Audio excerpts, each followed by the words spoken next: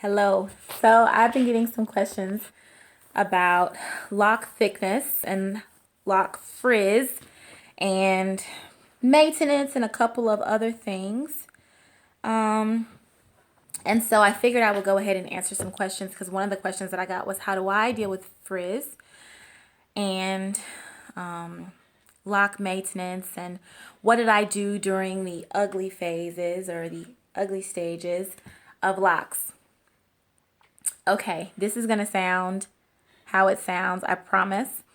But I promise to always give you all what you need and not what you want. Here's what you need. What you need to know is that it's all a part of the journey. Every single bit of it. The frizz, the fuzziness, the unraveling stages, the stage where your hair is unruly as heck, the stage where people can't tell whether your hair is like twisted or whether it's locks or whether it's comb coils or whether they don't know what it is. That's all a part of this process, of this journey. The quicker you wrap your mind around that and embrace that, the easier the process will be. Notice I said easier. Didn't say it would be easy. Okay, the frizz part. So as you will see, even with my locks, which if you don't get right up on my locks, you can't really see it. But I'm going to let you see it for the sake of answering a question that someone asked. So they were asking about frizz. Here's the frizz, the fuzz, so to speak, around locks. So I'm going to show y'all what you can do for that. If that's just going to make your pressure big. Take that hair. Take it. Split it into like 2 pieces. Split it. Then take it and braid it down the body of your lock. Braid it, braid it, braid it down the body of your lock. And what that's going to do is, I'll let you see it when I finish braiding down. Bam, no frizz. Now keep in mind, my hair is almost fully locked.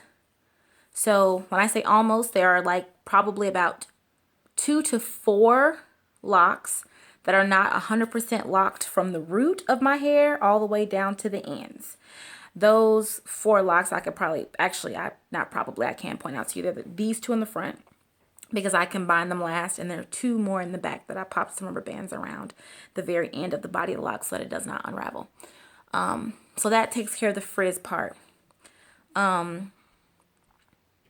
Thickness. So I covered this a little bit before, I think. If I didn't, then I'll go ahead and get that to you now. You want to go ahead and make your locks, like you want to part your locks in the way with which you want your hair to look. Keeping in mind that your locks will condense. Okay, so if you start your locks super small with like very small parts, then what's going to happen is that your locks, when they condense, will be even smaller.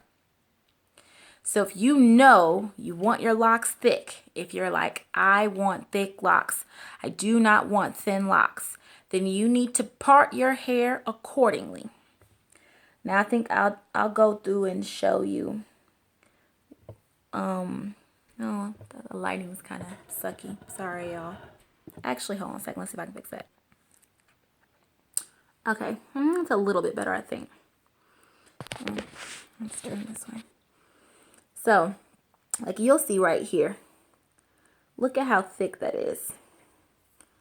That's pretty thick. That's like about the size of about the tip of my pinky to right at my knuckle. Oh, excuse me, a little bit right below my knuckle. So see that? That's literally tip of my pinky to like right below my knuckle. So my parts are thick because I wanted thick locks. Now, I mentioned this in my very first video. I combined my locks a few times because when I first started my locks, I started them using braids. So I actually braided my hair. My hair was very short. I braided it, and then as my hair grew longer, like my roots and stuff, and I had little frizz and stuff, just like I showed y'all. Like here, all I did was, as I showed you earlier in the video, I just took that hair when I saw it and wham bam, braided it down the body of the lock, and my hair just grew out that way. Now, what I began to notice was as my locks began to condense and go through that teenage phase where they were fuzzy and puffy, and I could see at that point, I'm like, my locks aren't as thick as I want them to be. They were going to end up being around the same size that my first set of locks were. I didn't want that, so I combined once. Then I combined again, and then I combined, if I'm not mistaken, a third time to get to where we are now. And these last, the ones I showed you, these were kind of some last minute decisions because I was looking at the way the lock was looking and I was like, I don't think I'm gonna like that. So I combined the lock that was right beside it. My locks, my parts are not perfect.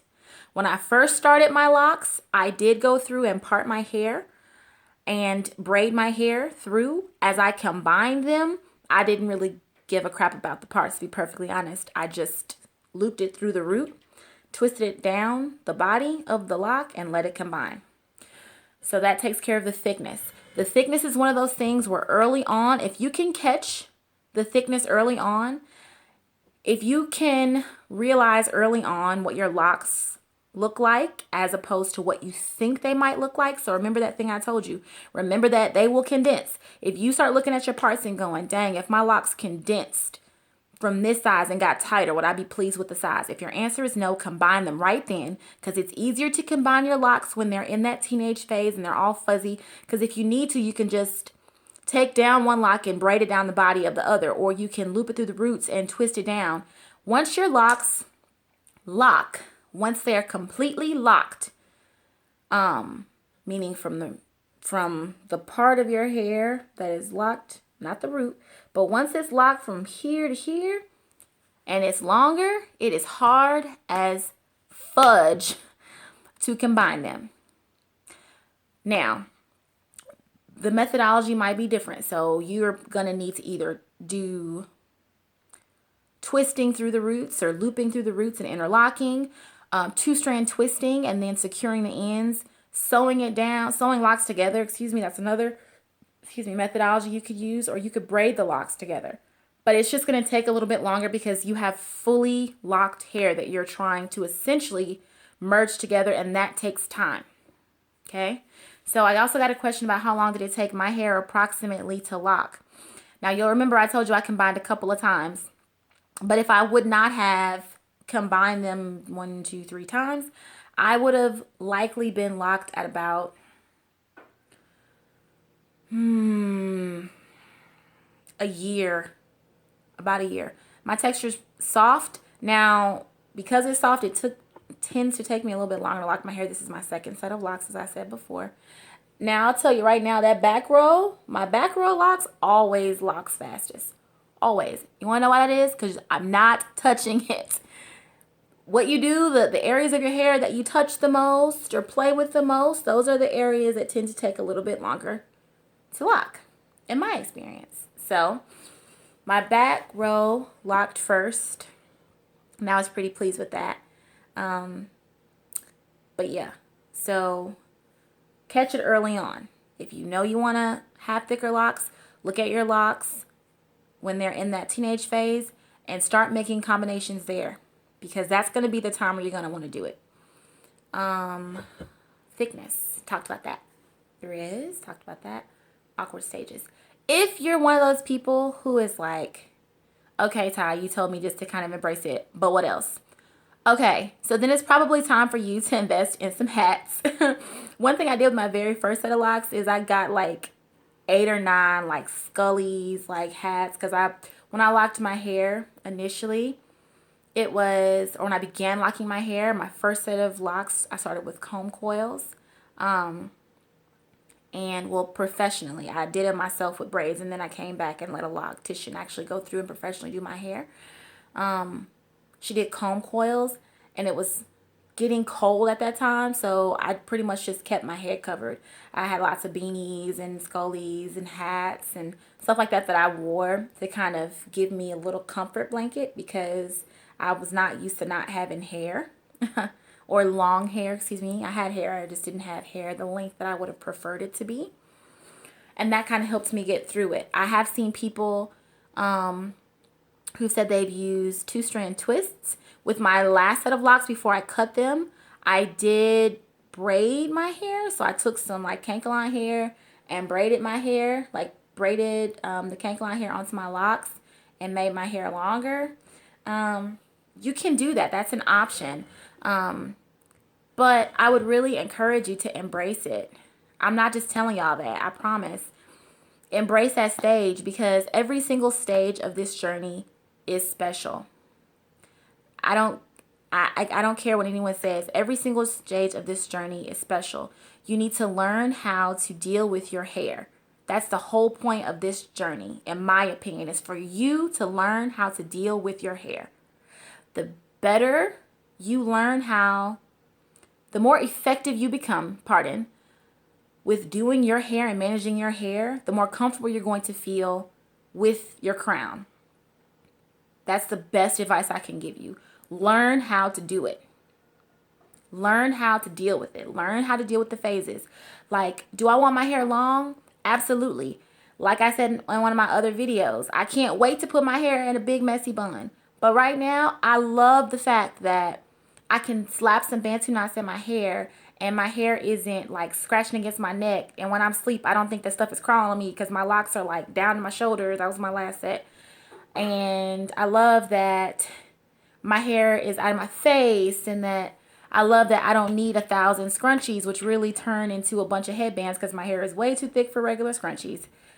I love that I can just pop a headband on my hair and just pull it back, and it's fine. I love that when it's hot, it wasn't all up on my neck. I love that when it's cold, it's not all up on my neck either, and that I can still do cute stuff with it. Like, I can tuck behind my ears if I want to. I can pull some hair over to the side if I need to. Do a little something with that. I love that I'm at a phase where styling takes me like no minutes. I promise, everybody wants super long hair until you get super long hair. I was like that with my first set of locks. I was super amped about my hair. And then I realized that it took me like an hour and some change to do some daggone pipe cleaner curls, because you wash your hair and you got to put it in all these different parts so that you make sure your hair is thoroughly cleaned. It's a process. Love your hair at every stage. Because when your hair gets super long, you'll wish for the days where it didn't take that long to do your hair. Particularly if you're a person who's maintaining your hair on your own. You will wish for those days. I wished for those days when it took me no time to do my hair. So yes, that's what I have. My advice to those people, like I said, who want to know about the frizz, you can either braid it down. I would advise hats. Some people go get their hair braided or twisted or weave, wigs, whatever makes you feel comfortable in the process. But my personal advice to you is to get comfortable in the process, because if this is a journey for you and you intend on being locked, then be locked and accept that that's a part of it. That's why I love locks. You got to earn it. You can't cheat it. You can't skate it. You can't slide through it. You got to go through them stages in order for you to get to the glory, so to speak. Okay? Like, you got to go through that turmoil with your hair, where your hair is a belligerent teenage stage and it's budding and it's fluffy everywhere and it's not really locked, but it sort of kind of is, and it's puffy, and you got to go through all of that so that you can get to the stage where people are like, damn, your locks are beautiful. Or what do you do for your hair? You know what I mean? Like, I just knew, like, when I cut my last set of locks and I started growing my hair out, I knew I would be locked again. I prepared myself for the fact that it was going to be awkward stages and journeys, and that I wasn't going to always wake up every morning and love my hair. I just accepted that. And now, when I look at my hair, I love it. Even on the days when my hair is like, when I tell it to do something, when I put a style on it and my hair don't do it, I be like, whip, to put this headband on and just rock with it anyway. Just deal with it. It's going to be okay. I promise y'all, you'll be just fine. If you have questions about anything else or concerns or something you want to hear me talk about or my own experience, something you want to know, please leave me comments below in the box, the comment box, and I will get to everyone's questions and answer and respond. I really appreciate all the support that you all give and watching my videos and taking time to make little old me a part of your day and to follow my journey. I hope that I can help you along with yours. Love and light, y'all. Deuces.